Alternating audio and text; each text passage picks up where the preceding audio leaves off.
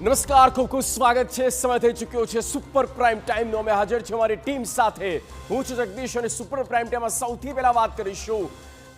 આવી રહ્યો છે વરસાદ, થઈ ગઈ છે ચોમાસાની ભારતમાં એન્ટ્રી.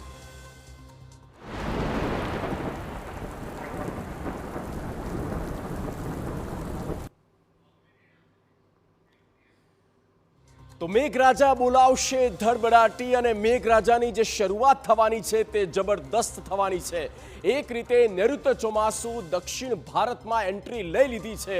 એટલે ચોમાસું હવે આવી ચૂક્યું છે ભારતમાં અને તે પહેલા અને હવે ન માત્ર દક્ષિણ ભારત પણ સાથે સાથે ગુજરાતમાં પણ વરસાદી માહોલ બની રહેવાનું છે. આપણે આ ગ્રાફિક્સના માધ્યમથી ખૂબ જ સરળ રીતે બતાવી રહ્યા છીએ ભારતનો નકશો આપ જોઈ રહ્યા છો, જેમાં ઝડપથી ચોમાસું આગળ વધી રહ્યું છે અને જેમાં ભારતનો જે આ નકશો આપને દેખાઈ રહ્યો છે અને તેમાં કેરળમાં જ્યાં દક્ષિણ ભારતમાં જ્યાંથી એન્ટ્રી લે છે નૈઋત્ય ચોમાસું, ત્યારબાદ એ હવે કર્ણાટક અને ત્યાર પછી જે તારીખ પણ અમે આપને બતાવી રહ્યા છીએ તેમાં આપ જોઈ રહ્યા છો 5મી જૂને કર્ણાટક એટલે કે આજે કર્ણાટક અને તેની આસપાસના વિસ્તારોમાં નૈઋત્ય ચોમાસું વિધિવત બેસી ગયું છે.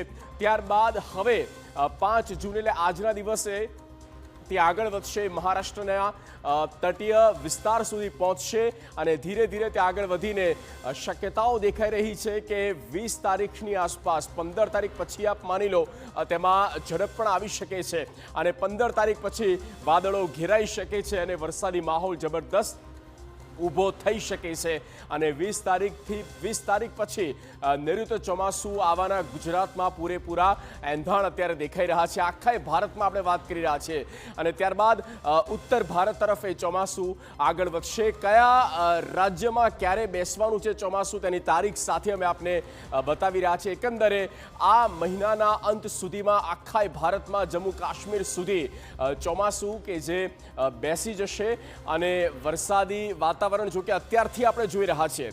ઘણા જિલ્લા એવા છે, ઘણા રાજ્યો છે જ્યાં વરસાદ અત્યારે પણ હાલમાં પણ પડી રહ્યો છે